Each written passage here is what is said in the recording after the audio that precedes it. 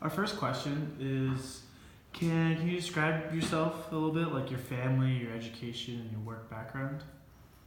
Okay, that's a lot. So I am the second of four. I have an older sister, a younger sister, and a younger brother. My sisters and I are actually pretty close in range. My younger brother is 9 years younger than me. My parents moved to the United States from Pakistan in 1987. Well, my mother moved in 1987. My dad moved here in 1982, I think. Mm-hmm. And they've spent the majority of their adult life here. I think my mom was 23 when she moved to this country, and I think my dad initially was like 21 or 22. And my siblings and I were born here. We have spent a lot of time abroad internationally. My parents really like to travel. So with them, I think I visited somewhere near like 6 or 7 countries. And then I think I've gone to maybe another 6 or 7 on my own. I went to a state school in New York. They're called SUNYs. So I went to SUNY New Paltz. I got my bachelor's in history and international relations. I did a study abroad in Belgium. And then I took a couple years off to work and figure out what I wanted to pursue. And then I went to University of Maryland for public policy, and I got my MPP with a focus in international security and development policy. And then from that time, I've been doing a variety of different kind of work that's been related to policy, but then also program evaluation and cost-benefit analysis. Mm-hmm. And so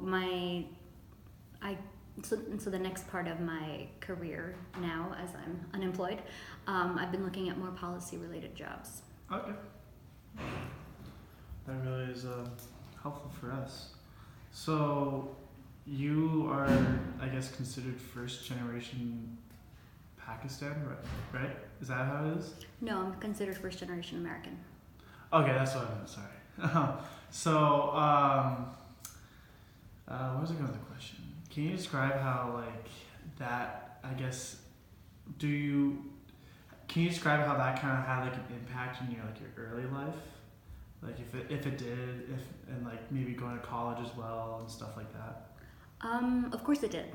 It's something so entrenched with who you are and how you're perceived that there's no way that it can't have not have an impact. So it, of course, has an impact.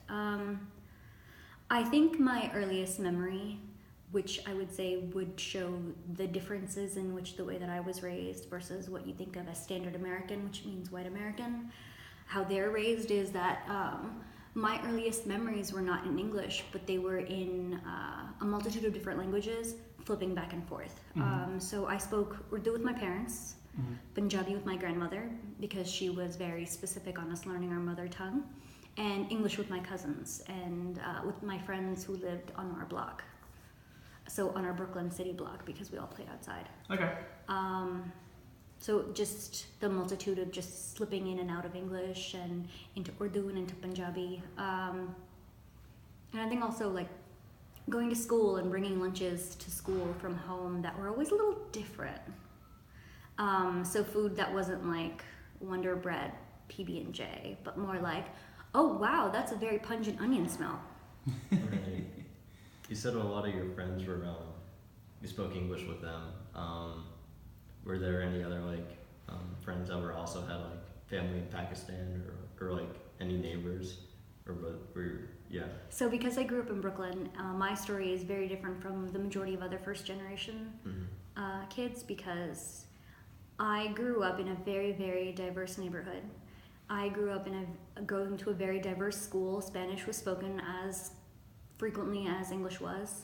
So all of my friends were a nice hodgepodge mix. So I had plenty of friends who had families still back in Mexico or in Puerto Rico or in the Dominican Republic. And then I also had friends whose parents were in China or from Albania. So it just varied the entire span of the world, I'd say. And I have a very unique upbringing in that, because I lived in New York City and that's where I grew up. That was what my life was. Oh, sorry, go on. Oh, no. was wondering if that played into like your interest of like what you ended up pursuing as professionally. Oh, very much so. Very much so. So going to places where,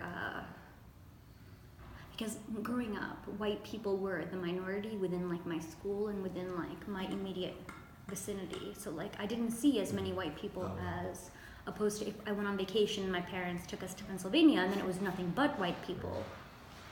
So that was weird, and that's still weird for me. But I grew up where I was a minority, but I was a minority among everyone else who was a minority. Mm-hmm. And so the structures of schools were a little different. And so like, I suppose race relations in that way affected me as well. Because it wasn't a very hierarchical, white-centered environment. If that makes sense to you. So the race relations were just more, it wasn't hierarchical, it was just whatever. It was different. It was different. Okay, I guess, because you're still like kind of like in your I guess childhood, I'd say. Would you say that moving from, so you were just describing pretty much all the way through high school, correct? Yeah. So how about going to SUNY? The SUNY, was it Green? New Paltz. New Paltz, sorry, my mistake. Was that like a totally different transition? Oh, very much so. And New Paltz is considered a diverse school in its own respect. So I think when I was there, it was around 15% minority students, which for me was like, I've been thrown into the whitest pool that I can imagine. Exactly. But for America overall, it's very diverse.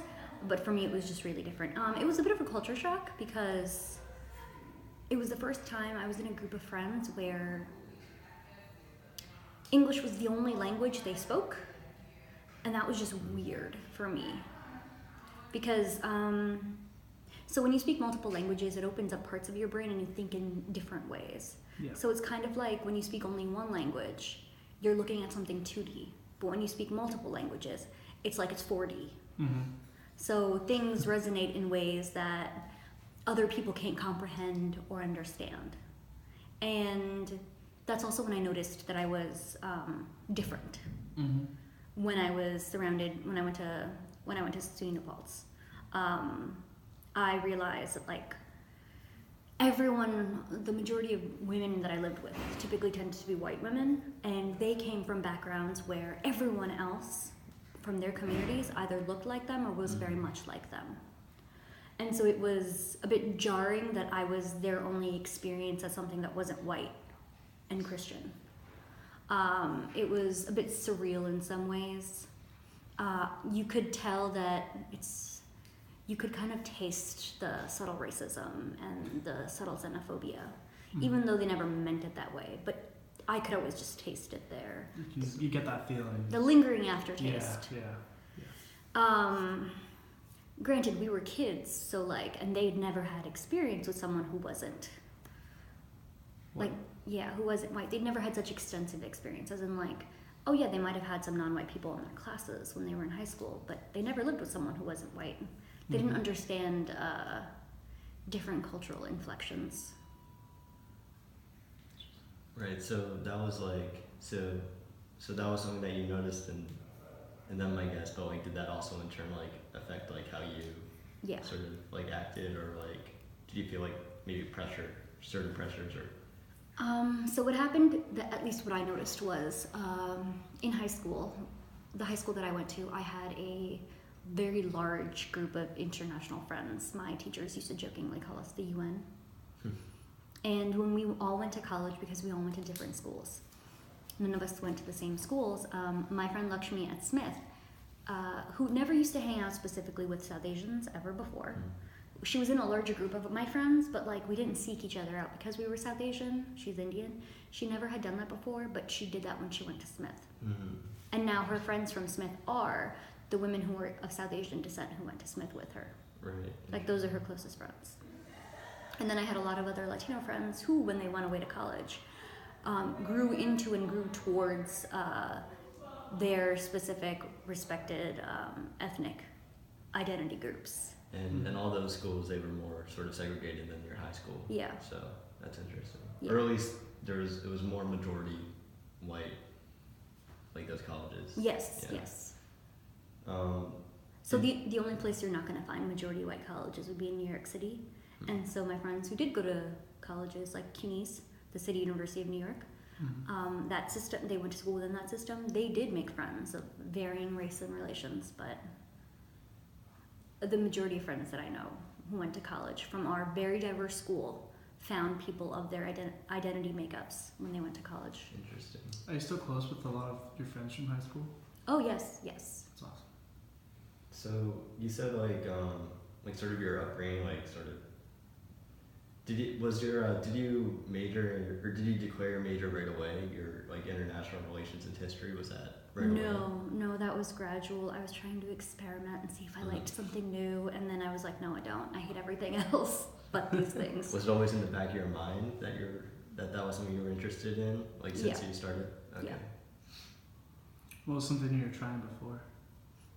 What was like stuff you were trying before you decided on? I took a geology class. That was a mistake. Yeah. I took an archaeology class. I thought maybe I'd be interested in it. That was also a mistake. I surprisingly loved the medieval history class. I agree, honestly. Yeah. I kind of like medieval history. I mean, I liked all the history, but I hated the archaeology and I hated the anthropology. I thought I'd like anthropology. I hated it. Okay. So, I guess because we're just going through like your whole upbringing so far. That's fine. It It can take a linear progression. That's okay. Yeah, well, I mean, we're gonna start like bouncing around. I think we're still kind of developing the background and everything. So then you start going to University of Maryland to do grad school and you get your MPP. Do you feel like the University of Maryland as a whole has like, I'd say like a good like diversity program? I'd say like, do you feel like as being a Muslim American student, like you felt what am I trying to say? Like more like comfortable? No. No. No. So Okay, I maybe so should you have go. prefaced. I maybe should have sent you guys something I wrote. Okay. So in May of 2017, I think you might have heard that a Bowie State student was murdered on campus. Mm-hmm. That was a hate crime, but it wasn't necessarily treated like a hate crime in the beginning. I wrote an op-ed about it in the Washington Post. Oh, interesting. About where I called on President Lowe to take further action, and he as he didn't. So what it was an open letter to him, and I emailed him the letter a few days prior to actually publishing the letter in the Washington Post. And it was about how he has not addressed hate crimes on campus in any capacity whatsoever. How they were kind of brushed under the rug and they were not taken seriously at all. When I was at the University of Maryland, the School of Public Policy, I was the diversity representative for the school. So I worked with the dean of diversity, Dr. Harris. Basically, like taking the temperature of what the students feel like our diversity issue is within the School of Public Policy. So I held conversations and chats with students, asking them specific questions about themes of race relations, racism, subliminal racism, subconscious bias, the intersection of racism and sexism, and how the school should be better, how our school and the university as a whole should be doing better, and what are the steps that they can take. I did this from 2015 to 2016, and then from 2016 until 2017, I had noticed a resurgence of, maybe not a resurgence, I guess it was always there, but it was showing more post the Donald Trump election. A lot of the discrimination, the xenophobia, the hatred and the bias. So that had come to the forefront, it had bubbled up. And so there were lots of like horrible racist things happening on campus. The Nazi posters, for one. I actually walked by a few of them. I ripped them down because. Why would you? Why would you post that? Yeah, like everyone's got the right to free speech, but you don't have the right to be stupid. And then there was the incident of the noose hanging in the fraternity house. Oh yes, I remember that. And it was not a big deal. When it happened, people didn't take it seriously, but that's a death threat. Mm. That's a death threat. That is a lynching threat, not just a death threat. That's a hate crime. That goes back in this country hundreds of years. Like, it is a targeted symbol of hate, and nobody took it seriously. And then I think there was another incident too. And then I think when I first started my first semester, a frat boy got suspended for like one semester for saying horrible things about women of different races, and about the kinds of things he wanted to do, non-consensual things he wanted to do with women. So he only got one year of suspension or one semester of suspension. I don't remember. There's just a lot of anger about it, so I try not to think about it. But so I'd been making note of this. I'd been talking to people about this. I've been talking to the administration about this, and no one was taking us seriously. And so when that happened, when that Bowie State student was murdered, like, it was horrendous and horrific, but I'm not surprised that it happened. Mm-hmm. Because it was leading up to it. And leading up to it the entire time you were in the diversity rep at Mariam. Yeah. Did you Also, I should preface that while in school and while I was working at the State Department, what my focus on was terrorism and extremism. So the path to radicalization. So I had been studying how people, specifically for my international security classes, how young men and women become terrorists. So how a lot of Americans and Europeans why they were going off and joining ISIS, for example. Right. And so a lot of what culminated on the campus, like the radicalization of that white supremacist, is almost parallel to the radicalization of Muslims and why they want to join terrorist organizations. It's different in the sense that it's not necessarily international in the range, the way that Islamic extremism is considered international, but right now, white supremacy and Christian extremism has reached an international level. And people aren't necessarily capable of seeing that or understanding that. And because I've been studying it for so long, I was seeing it, but I was like, it's like crying wolf and no one wanting to listen. So when you send that, you said you sent the email to Lo. Did he ever respond? Or? He did. He did. He did respond. Your face says a lot. My face always says a lot. Yeah. President Lowe responded. President Lowe used some of the points that I laid out in recommendations from my original email in his recommendations, but they were words, they were not action. And his initiative, his diversity initiative, hasn't necessarily done very much. It has no teeth. It is not capable of doing anything, because the only way to handle these things is if it's a entire process. It's not just like, oh, now we have this committee, it's going to solve all our problems. No, you have to talk to all of your faculty, all of your staff. You have to be able to discern what things are, like, it kind of has to be a re-education process to be able to notice what is racist, what isn't racist, what is a threatening sign, what isn't a threatening sign.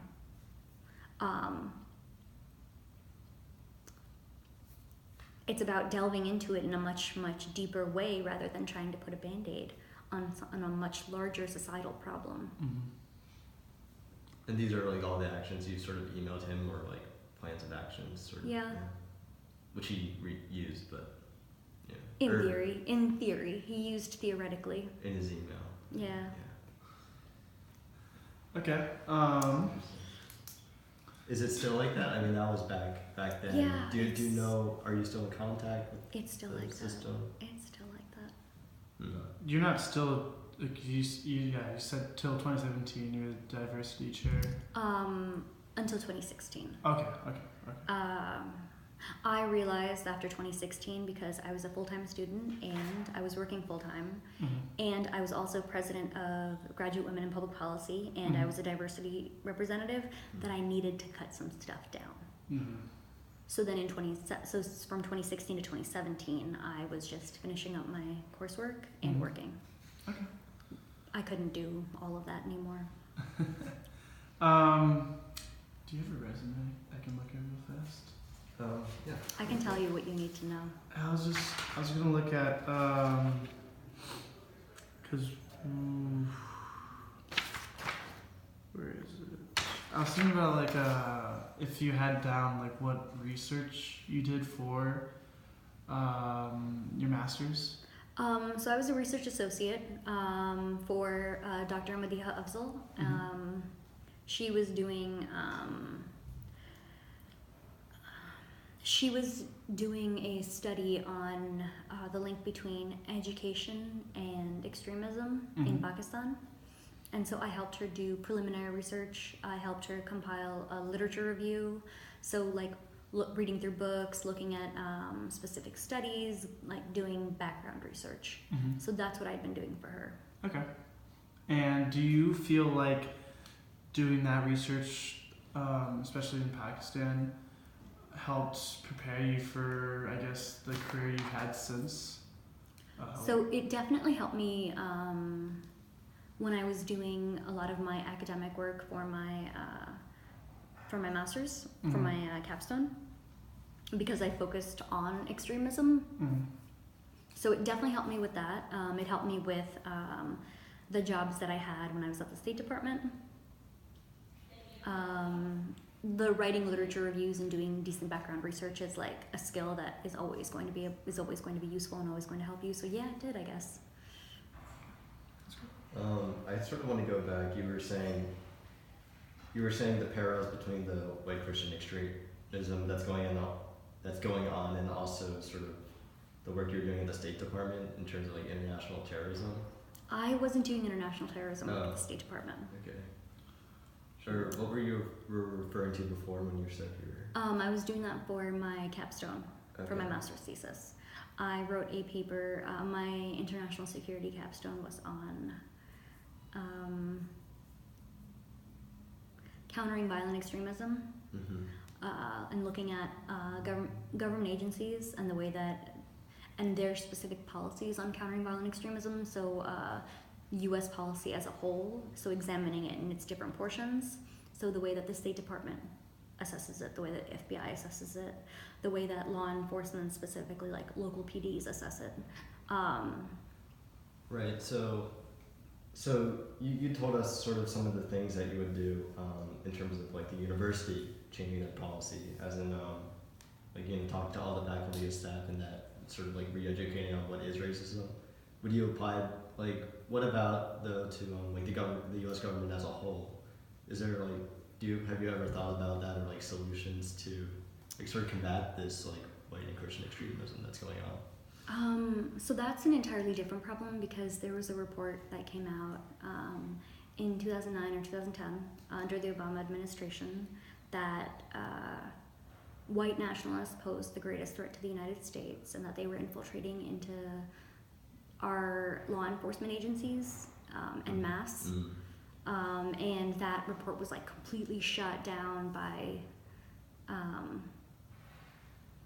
Congress, because it was saying stuff that people didn't necessarily want to hear. Because when the enemy is another, so a person of another color, of another religion, of another gender, then it's a lot easier to scapegoat. Yeah, it's a lot easier to scapegoat. But when the enemy could be someone that you could see in a family picture or in the mirror, then it's a lot more like a personal attack. So it would be like, I've never necessarily thought about that, because it's so momentous. Like, the university is large. Yes, it is large, but it's at the end of the day, a university. A new batch comes in every year, an old batch leaves. So it's constantly rolling. Whereas with the government, like, you see people there for 60 years. they're set in their ways. Yeah, and then it's also very bottlenecked. Yeah. So getting in, changing things, it's a bureaucracy that I don't see changing. And so like, no, I've never had any hope to think that I could change that, no. But with the university, like President Lowe can establish certain precedents that can make a larger difference in the long run. I just think like feasibility, like. Right, yeah. And on that, you also mentioned the law enforcement aspect. Like there's a lot more aspects to, I guess, the situation overall. You know? Well, my paper, which was like 50 pages, just focused very briefly on three, on like DHS, on state, on local PD. So it was like federal, state, local. It was just focusing broadly on these, and it was 50 pages, and I couldn't even touch anything. Like I maybe had one case study for each. Wow. So like you can't even touch upon anything if like this would have to be like an entire like 50 state like specific like within the states, provinces, and whatever. So where do you see like the future heading, or where do you think do you have like any predictions on how these tensions resolve or rise? They will get a lot worse before they get better. You think so? Well, that's the only way that anyone's going to want to enact any change. Rain before the rainbow. Wow. Did you when you published the op-ed, or when the op-ed was published, what were the responses to those, or did you get any? I got a lot of mansplaining. A lot of people tried to tell me what I was writing in the article when my friends shared it. So a lot of people were like, oh, well, that's not what the author says, when they'd make a comment, and I'd reply to them, correcting them. And they're like, oh, that's not what the author says. And I'm like, can I curse? Yeah. Yes. Hey, dipshit, I'm the author. It's like, hey, dipshit, I'm the author. Thank you for telling me what I mean. Yeah.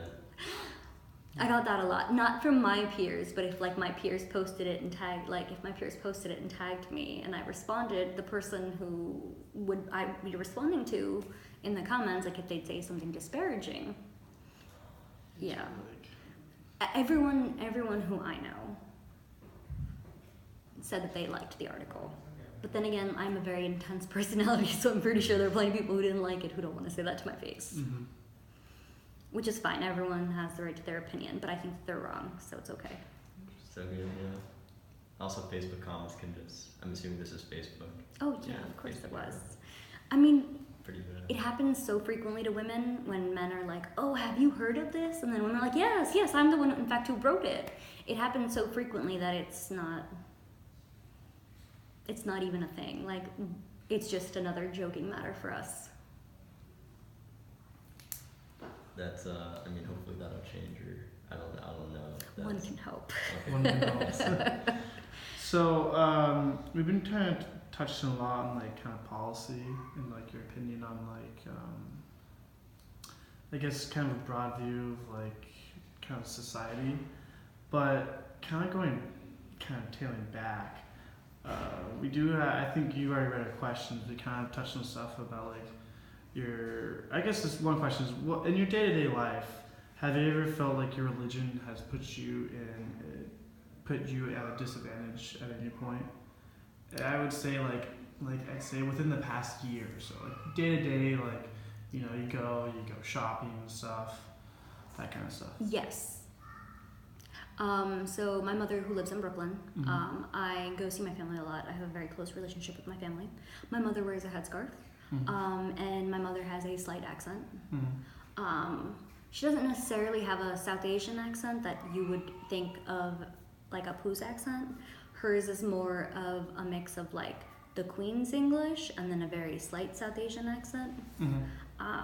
So she has a bit of a British connotation to certain words. So when I go out with her, people are constantly undermining her, constantly talking down to her, treating her terribly if we're ever out in public and if she ever asks to see something. And like, they won't take her seriously until like, And I've seen it happen. I've been standing far away from her, and then sales representatives don't take her seriously, treat her terribly, until I like creep up behind her and I look at them like, you sure you want to be talking to her that way? Like, they treat her terribly consistently, and it's because like it is because of the fact that she wears a headscarf, and it's because of the fact that she has an accent. So it definitely affects me in my everyday life, and I'm always constantly worried about whether or not my mother will be hurt if she's out in public, because hate crimes are 300% increase for Muslims. So I'm always worried about her and my father's physical safety. I'm always worried about my younger brother being pulled over by the cops. Even though my father works for the NYPD, I'm always worried that my younger brother is going to be stopped, harassed in some capacity. My sisters, both of them, have been discriminated against when they've been at work. My older sister was once fired for lodging a complaint because someone said something xenophobic to her.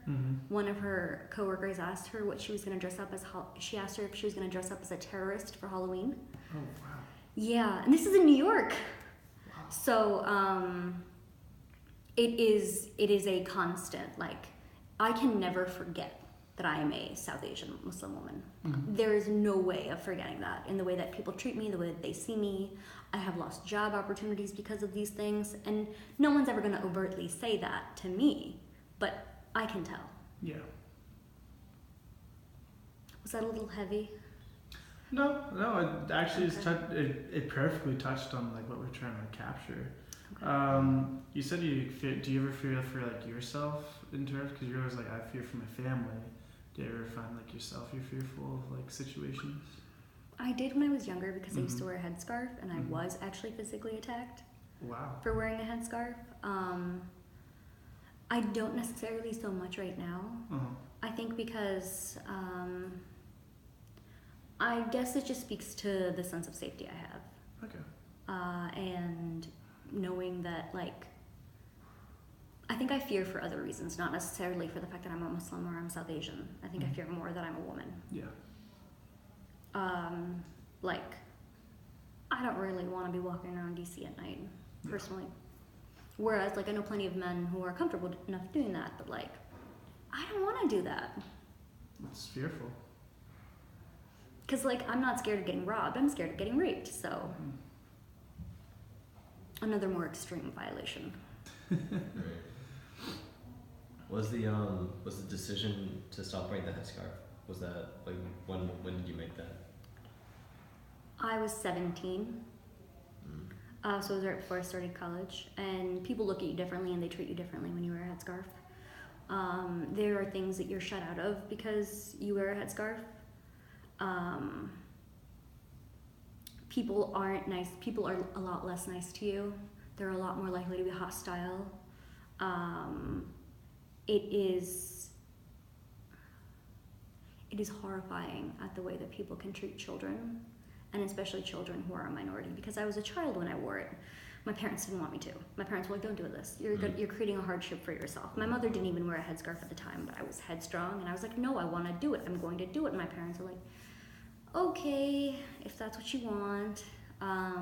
Because if it were up to them, there's no way I would have worn it. But I wanted to. I was very forceful about it, and I did. And I, like, think back on, like, I had to always be twice as mature or 5 times as mature as my classmates and my peers, because I was a symbol or a representation of my religious faith.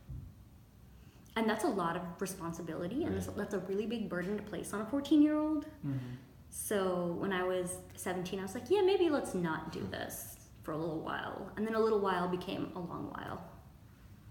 That burden and responsibility, I mean, imagine even when you didn't wear the headscarf when you went to college and at SUNY, you still felt that responsibility? Oh yes, very much so. My first week on campus, the Republican group, the Young Republicans, were hosting this horribly Islamophobic event about, how did they phrase it? Something about trying to spot Islamic radicalization on a campus that had a grand total of 50 Muslims. a 10,000 or 12,000 student body campus, and I think maybe there were like 50 of us or 60 of us, the majority of whom were international students who were like from Turkey, Right. who were actually like not religious at all, only came from Muslim families, so like Muslim by name, Muslim by culture, and it was just horrific. I've not seen as Islamophobic of a poster as that one. And then I actually showed up to that event and I called them out on it. Oh wow. Yeah, I went with I met this other Muslim man who was a student on campus. His name was Ahmed Shama, and he and I went to their event, and I was just like, this is fucking ridiculous. So Like I'm little and tiny, and he's like 6'6" and massive. So yeah, you have some backup. That's empowering. So exactly how did that go? Or like what kind of event was it where you went? Like you went, but were you able to like talk at the event or? No, I just talked to the organizers, and I told them that it was incredibly Islamophobic and just awful. And how'd they respond? Oh, that's not how we meant it, but like that's not the purpose or the intention about it. More of just like denial when it's like, it's 2007. We are not facing an onslaught of racist attack. Like we're not facing an onslaught of Islamic extremism right now. There are cases, but like our government does such a good job in infiltrating Muslim communities that there are so many people in the Muslim community who are moles. So, like, and as I learned when I was in grad school, the greatest deterrent to a terrorist threat are people within the Muslim community. They turn over the people who they think are threats to the community and threats to this country far better and far greater than almost any other way that they're captured. Turn them over to The FBI, the police. Yeah. Like, Muslims in the Muslim community are a lot more likely to try and alert law enforcement about what they see as like threats. Like Muslim communities, like imams, like Muslim chaplains are a lot more likely to see these things and be like, hey, this is a problem. So that directly affects them more than anything else. It does. It really does. And then they also see it in like coming into fruition. Mm-hmm.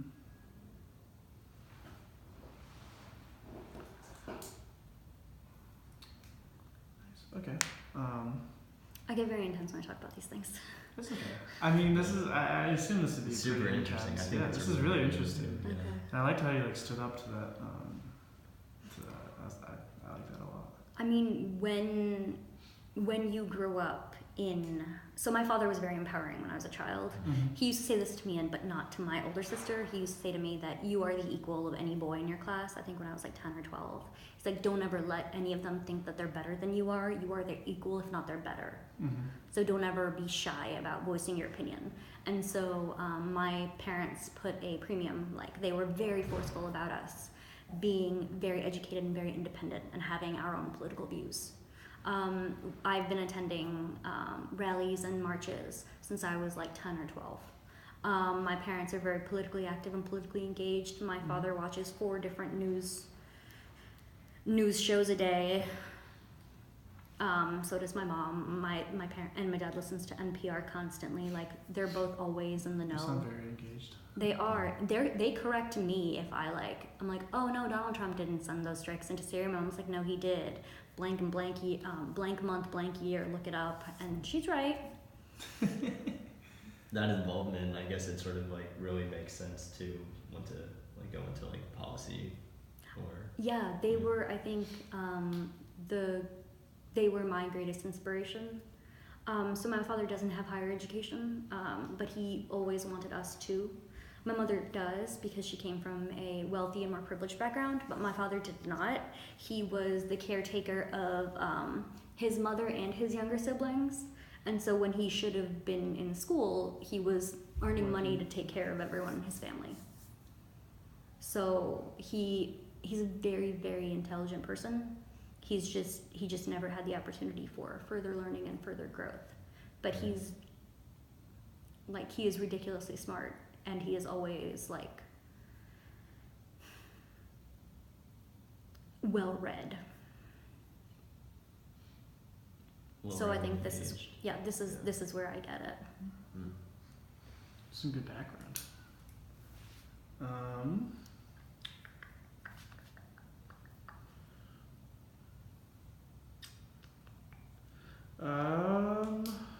What else do we have to ask? Do you think they pushed you towards, did they push you towards a certain line of, Oh, did they want me to pursue a specific thing when I was in Yeah. college? So when I started college, my dad told me that I would be good at accounting. And then after college, I was like, should have listened to my father. I would be making money right now. And he was right. I would have been content if I had gone into accounting, but super, super bored. Yeah, it's really boring. Super bored. not fulfilled, or do you feel fulfilled doing the work you do? Well, currently I'm not working. Right. I am looking for work. But when I was at the State Department, and when I was at when I had worked previously within a political field or a policy related field, I was very fulfilled. Was that, when you say the political related field, do you mean Miracle Systems Group, where? Well, that's when I was at Miracle Systems, I was a contractor for the State Department. Oh, okay, Okay.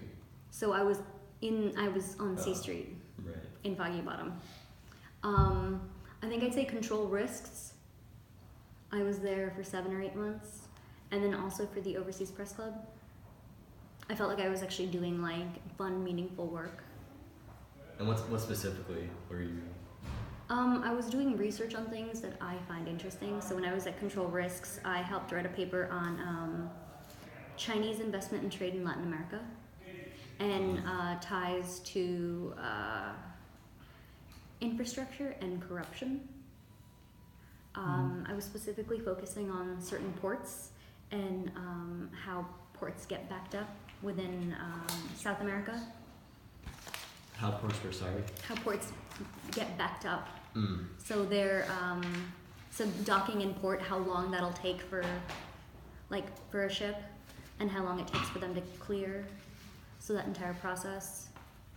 And then I was also looking at infrastructure projections and water scarcity,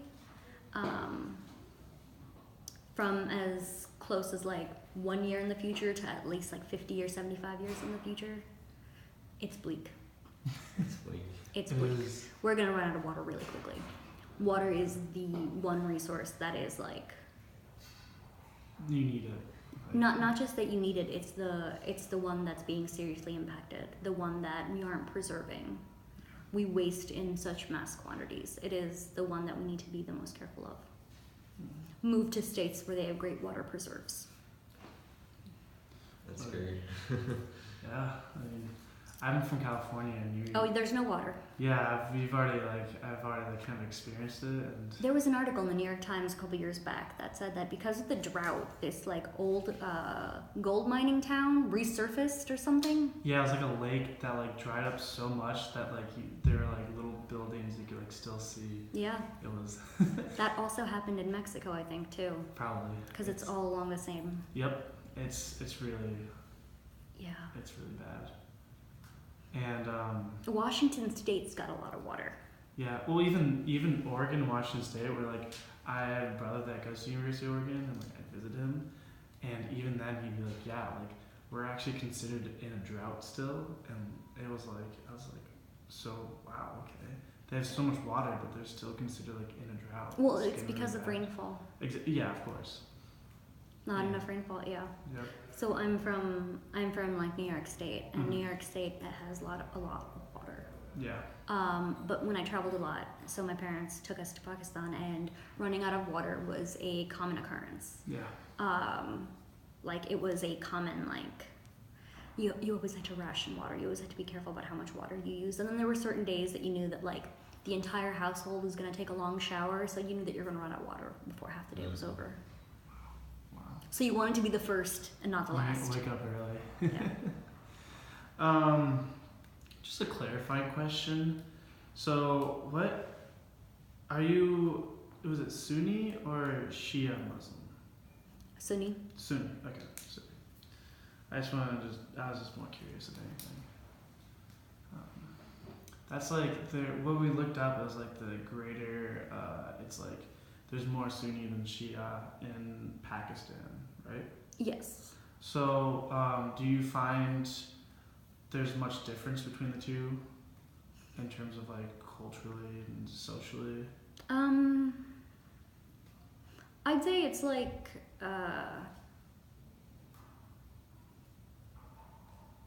I would say it's like the difference between like being a Catholic and being Protestant. but like a specific sect of Protestant, like Methodist, Okay. or like however further you can get away from Catholicism, like Calvinist or something. Okay. So the larger tenets are the same, but then like specific things are different. The Shia typically have a more hierarchical structure, whereas the Sunnis believe that there is no intermediary between you and God, it's just you and God. Okay. So you don't necessarily need, The hierarchy. yeah. So it's a lot more flat in that capacity. Okay. Oh, okay. So that makes, like Calvinism. Yeah, so Sunnis have a little, Shias have a few different practices. Yeah. They put a lot more emphasis on other people within the religious history. What do you mean by that? So the Sunni focus only on the Prophet Muhammad, but the Shia focus on the Prophet Muhammad and his son-in-law Ali. Okay. So there is, and then Ali's two children, Hassan and Hussein. Okay. So there is so the lineage is considered really important. Whereas with Sunnis, like, we only focus on the Prophet Muhammad. Okay. And so a lot of the rituals that the Shia do and a lot of their holidays vary. So like what they celebrate, what they mourn is slightly different. Okay. You got questions? That's good. I mean, I have some questions. That's sort of on a new note. Go ahead. So I guess talk about or I'm curious about your. I'm not sure if you've talked as much about when you were a contractor for American Chemical Society. I guess sort of this would you consider it more unrelated to what we've been talking about, or how is it related, or? So it's not policy related. Right. I was doing program evaluation. I was doing monitoring and program evaluation. So I did a lot of survey rating. I did a lot of examining programs, products, and services. And it's a non-government organization, so I wasn't doing anything related specifically to policy. I was just looking at programs in-house and how we can make them better. I was wondering, when you say program evaluation, I don't know how specific that is of a process of evaluating a program. Is that something you sort of can apply to public policy, or the other areas that you worked in? I learned it in policy school. Oh, that's super interesting. I learned it in policy school, and I used program evaluation, monitoring and program evaluation, for both of the larger papers I wrote. So for my international security thesis, and then also I did 2 master's theses, one for international security and the other for social policy. And because I hate myself. It's a lot of work. So then the one that I did for social policy was all program evaluation. And the one that I did for international security was some program evaluation. So I was evaluating the countering violent extremism programs. Right. And so that's why I'm able to be able to give recommendations, because I've examined, monitored, and evaluated, and then provided recommendations. If there was, and that was sort of the topic of your thesis, right? Yeah. So did you send these theses to get published? Yeah. No.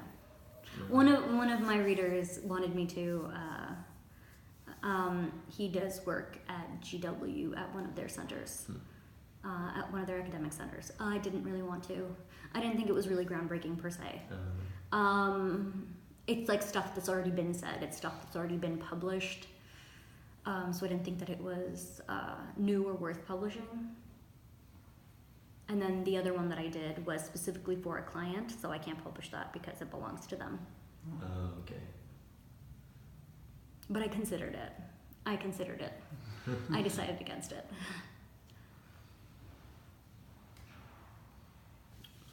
Okay. So then, I guess you brought that experience of that program evaluation to every position that you've had since then too. Yeah. Yeah. Yeah, it's I think it's been one of the most useful classes I've ever taken. I mean, I guess. What about at Miracle Systems, when you were a contractor for the Office of International Religious Freedom, when you were. I mean, that's you said you reviewed and provide comments on the drafts for the religious freedom country reports. Mm-hmm. So I'll explain that because Okay. it sounds like jargon. Okay. So the State Department releases international religious freedom reports, a massive report of all the countries in the U.S. that the U.S. considers independent states, but then also countries that aren't considered necessarily independent states, like Hong Kong and Macau. They're kind of independent, but they're not really. They're under China as a whole. But they are they. But they get their own reports. Because it's different. It's substantially different from China as a whole. Yeah. Okay. But then they fall within like China as a whole. So Right. the reports are formatted, and they're formatted by us, but they're written by people who work at embassies. So every single country has their own report. So every single embassy writes a report for every single specific country. I was responsible for about 50 of them. And they varied every continent, I think I covered. I worked with a group of 3 others. We were the primary editors of the reports. And so after we looked at the reports and looked for edits and found things that we needed to change, we looked for style, consistency, grammar, and then also we fact-checked. So if they reported something, we'd Google it, we'd look it up, we'd call post to see if it was consistent, we'd like try and find like archival research, or we'd like look through Facebook, like we'd try and find instances of these things happening. So like if somebody drew a swastika on a synagogue in God knows where, like if there was a police report about it, Right. we'd attempt to find it, because that's something that would be noted in the Religious Freedom Report. So a lot of it was doing research about specific countries for those reports. Was there, I guess, anything that stood out, like specifically, like a specific country or specific instance that was in a report?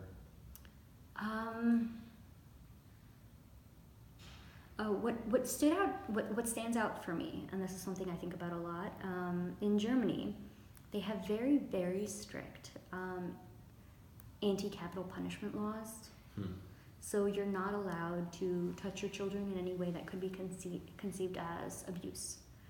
But there are American groups, like American religious groups, that like practice in Germany and in other countries in Europe where they think that it's their religious freedom to be able to invoke capital punishment. Religious freedom, that's interesting. Yeah. I guess. I thought it was a little different. Right. So I'm constantly thinking about like the intersections of how you can apply religious freedom to taking the rights away of other people, and how people use religious freedom in ways that take away rights of other people. So like in Germany, they were saying it's their religious freedom, their religious right to be able to use capital punishment, but they're trying to use that to be able to take away rights of children. And in Germany, they were very extreme cases where the German authorities would take those religious groups' children away. So you didn't necessarily know if it was because they didn't like the religious group, or if it was because or what it was. So this is an issue because it's contentious. Like, what is the reasoning behind it? Right. Are they doing it for, like, is there something about that religious group that they're trying to suppress, or is it a serious issue that we need to look into? So I thought it was interesting, and I'm always trying to think about this and like keeping an open mind. Sort of also like the balance between keeping people's religious freedoms versus regulating them if they're sort of harmful to society overall. Then there was also this example of like in Denmark, how they're trying to make migrants, like force them to celebrate Christmas and take on Christian cultural celebrations. And I was like, this is completely antithesis to religious freedom, because you're not supposed to be forcing anything on other people. But in the US, we have a very laissez-faire style of celebrating religion and for people practicing what they want to, whereas in other countries, there's a lot more of there are a lot more restraints. And I'm always like thinking about these kinds of things as in like, is this kind of unfettered freedom good or bad? Should we have restrictions and limitations on certain freedoms? Because not like it being illegal for us to like hurt people physically, like battering assault is illegal, but like, so that's already a restriction and limitation on freedom. A utilitarian restriction and limitations on freedom, but like, how far can it go? Like, are we too free in that sense, as in like people can already do so much harm and get away with it because of loopholes in the law? Right. Or do we need to be a little more strict and stringent? Because hate crimes right now, like, it's very easy for people to get away with hate crimes, and they do, especially towards LGBTQ plus communities. That's true. You also have to think sort of from the side of people using religion as sort of like religious freedom as an excuse to be able to do something, like justifying sort of like bad actions in the name of religious freedom. Oh yes, like that one woman who wouldn't in was it Kentucky or Ohio? That one woman who wouldn't give that LGBTQ plus couple their marriage license because she said it was against her religion, and that was a fight about religious freedom when really it was a fight about discriminating against LGBTQ. But because they phrased it in the, oh, this is a religious freedom fight, they marketed it that way. It was very successful. She's been fired, thank God. Okay. Do you have any more questions? I can go on forever, really. So only ask what you need to ask. We sort of touched on this, but I guess we have a question here, our last question here. The current administration's rhetoric on Muslims and Muslim Americans and how it contrasts from previous administrations. And I guess when we ask that, we don't just mean like the administration's rhetoric, but also just the general feeling in the public. Okay. So the day after Trump got elected, I had consistent panic attacks because of my constant fear of the safety of my family, of my father and my mother. So as they're getting older, they're also more fragile, and so I'm always worried. And I don't live in the same city as them, so I can't check on them every day, and I can't like make sure that they're doing okay. But I'm just always in a constant state of worry. And so following that, I was just terrified out of my mind about what would happen to them or what could happen to them.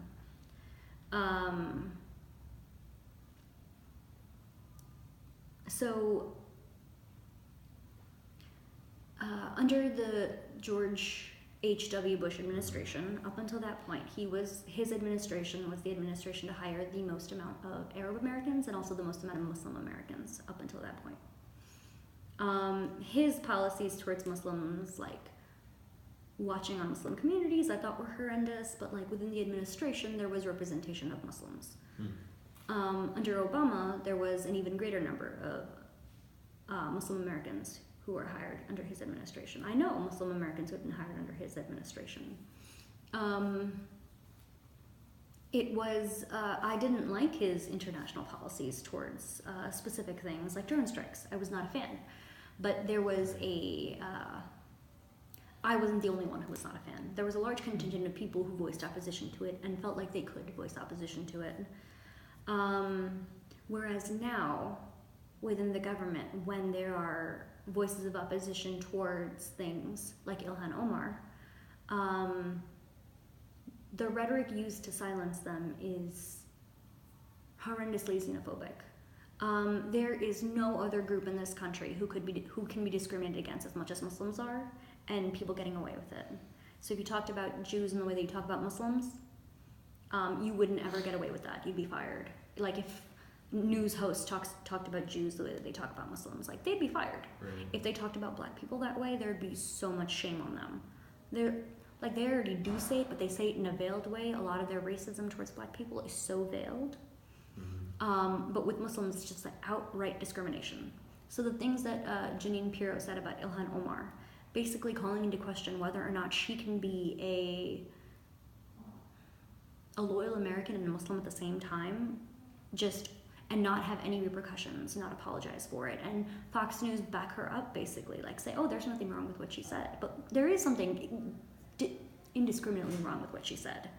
It makes my blood boil, and it's also the way that what we expect from Muslims in this community within the United States. What is expected of us? We are supposed to denounce terrorism at every capacity, but that is not expected of any other group.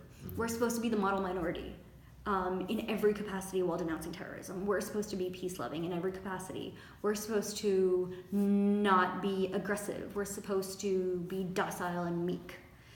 And we're all supposed to do this while constantly bowing down and apologizing for the mistakes of our people. And it's exhausting and it's infuriating, and I fucking hate it.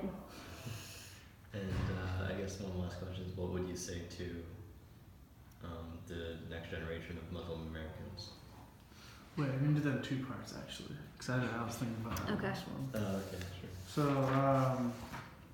first is that one, and then second one is like address like we want you to address future University of Maryland Muslim American students, and pretty much like we'll say like something empowering and like inspiring.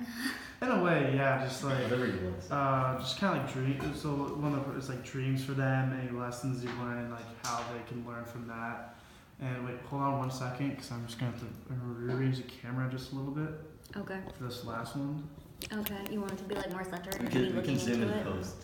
Okay. You're supposed to like it's supposed to like zoom in on your face a little bit more. Okay. I think we can do that in post. I didn't know this was going to be like a recorded interview. I would have put on a little bit of makeup, but That's okay. whatever. You look good. Oh, thank Yeah, you. you look great. Thank More you. natural. Even though I'm nearing death, yeah, thank you. I broke out in hives 2 days ago, like my entire body. I don't know what I ate that like I'm allergic to, but I just broke out It's in never even hives happened. everywhere. You just It's never happened to found me out you're before. allergic to something. It's never happened to me before. I'll like try to move this up. Yeah, so I mean, I guess basically what's going to happen is at the end of we're supposed to edit this down to 10 to 15 minutes to show the rest of our class. But then the full hour interview, we're going to transcribe, we're going to write a reflection, like 3 to 5 pages. And it's going to go in the archives, like, you know. Transcribing, it's gonna be a bitch. That was on camera, by the way. It's fine. It's fine. So I've yeah. already said all the others. It's okay. So just look into the camera and just his question about addressing future generations of Muslim Americans and like say some empowering, some dreams you have for them and what they can learn from any lessons you've had. I think I would say the most important thing is, regardless of societal pressure, regardless of how you are expected to be within the society as a whole and also from your family, don't ever shy away from being yourself. Always be authentic. Regardless of what the expectations are of what you need to be. Be authentically you. Like, don't shy away from your identity. It makes you a stronger and better person. And all of the things that you will face, because you will face hardships and you will face injustice and you will face discrimination, it will make you a better and stronger person. It'll help you see things in a way that you couldn't have seen unless you had been in this position. And I think it's also important to remember that it should make you a more empathetic person. It should make you more understanding to the plights of others who are in this situation and also worse. Like the tenets of fasting during Ramadan, it's supposed to make you more humble and kind and generous. And it's supposed to solidify the Muslim spirit. And then I think to University of Maryland students, the Muslim University of Maryland students, find your community. Find your community that makes you strong, that makes you happy to be who you are, that helps you grow. And if you don't feel challenged, find ways to challenge yourself. But don't forget, this is also about fun. It's also about like being, exploring, trying new things, going out, maybe drinking too much. Only if you want to. But just be yourself always. That's good. Okay, great. And then, we need a picture, or like a picture of us setting or something, like you said. Cause I can literally just like go in that corner and just like pretend, like take a fake